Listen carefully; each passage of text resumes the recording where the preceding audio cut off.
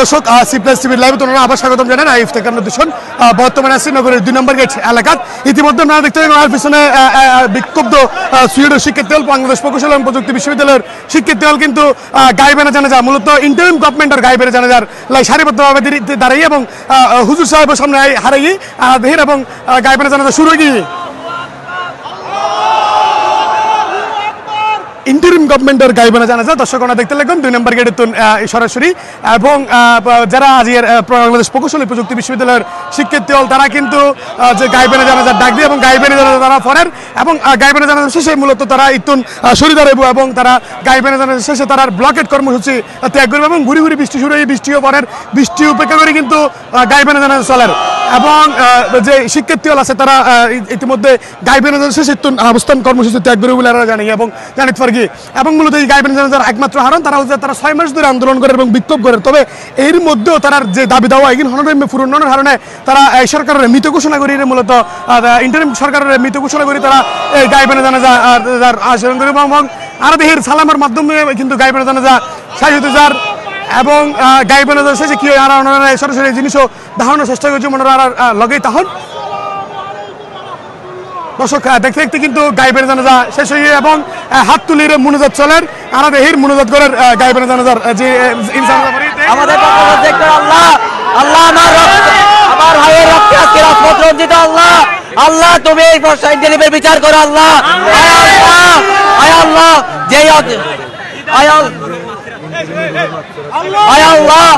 আল্লাহ আজকে এই হামলার কারণে ইন্টারিম যে নীরবতা পালন করছে আল্লাহ আল্লাহ তুমি ইন্টারিমের রুহের মাগফিরাত কামনা করি আল্লাহ আল্লাহ তুমি ইন্টারিমকে জান্নাত দান করো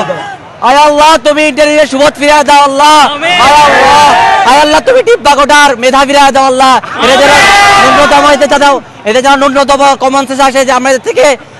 যোগ্য আয় আল্লাহ তুমি এই যোগ্যতাদের মধ্যে ব্যয় করো আল্লাহ আয় আল্লাহ তোমার কাছে প্রার্থনা করি আল্লাহ আয় আল্লাহ যে গাইবানা জানাজা পড়ছে আল্লাহ আল্লাহ এটাকে তুমি কবুল করে নাও আল্লাহ আয় আল্লাহ তুমি ইন্টারিমকে হেদায়েত দাও আল্লাহ আয় আল্লাহ তুমি ইন্টারিমকে হেদায়েত দাও আর পরিশেষে আল্লাহ আমাদের সবাইকে তুমি এই দেশে মাথা উঁচু করে থাকার তৌফিক দান করো আল্লাহ সুবহান রাব্বিকা আলহামদুলিল্লাহ রাব্বিল আলামিন।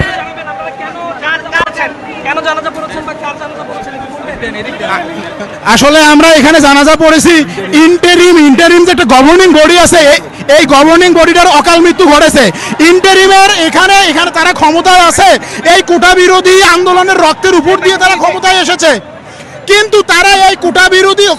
রক্তের মাধ্যমে ক্ষমতায় এসেও আজকে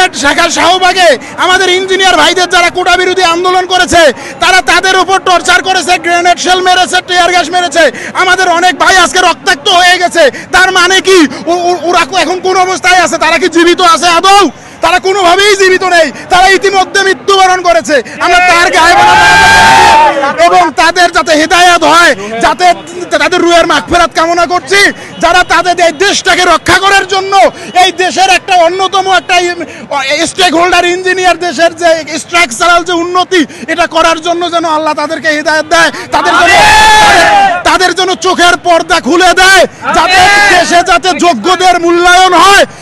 এই জন্যই আমরা আজকে নামাজটা পড়ছি। আচ্ছা, কতক্ষণ থাকবে এই কর্মসূচি আজকে? আমরা আপাতত দর্শক আসলে আর এতক্ষণ পর্যন্ত দেখছিলাম যে ইন্টারিম গভর্নমেন্টের গাইবানা জানাজা শিক্ষার্থী দল বাংলাদেশ প্রকৌশল প্রযুক্তি বিশ্ববিদ্যালয়ের শিক্ষার্থী দল ফজছে এবং করোনার পরে বৃষ্টি পড়ে ইতিমধ্যে এর মধ্যে তারা অবস্থান কর্মসূচি আজকের মতো সমাপ্ত করছে এবং তার এই কর্মসূচি তারা পরবর্তী তার যে কর্মসূচি বা জানানোর মাধ্যমে তারা আন্দোলন তারা সামনে মেয়েকে আগে যাবো এই রুমে তারা আর গণমাধ্যমের জানিয়ে আসলে তারা এতটুকু জানাতে পারে বিকেলে যে 2 নম্বর গেট এলাকাত অবস্থান কর্মসূচি ছিল বাংলাদেশ প্রকৌশল প্রযুক্তি বিশ্ববিদ্যালয়ের শিক্ষার্থী দলের এবার আপাতত তারা স্থগিত করছে এবং তার পরবর্তী পদক্ষেপ তারা জানাবে এবং আরোগ্য তথ্যজীবী জানালে একটু পলিটেকনিক্যাল যে শিক্ষার্থী দল আছে তারা আজ 7:30 নাগাদ আরোগ্য তার কর্মসূচি জানাবে বলে জানিয়ে এইটুকু এসেছিল 2 নম্বর গেটের সামনে ইন্টারিম গভর্নমেন্টের গাইবানা জানাজার সর্বশেষ আপডেট।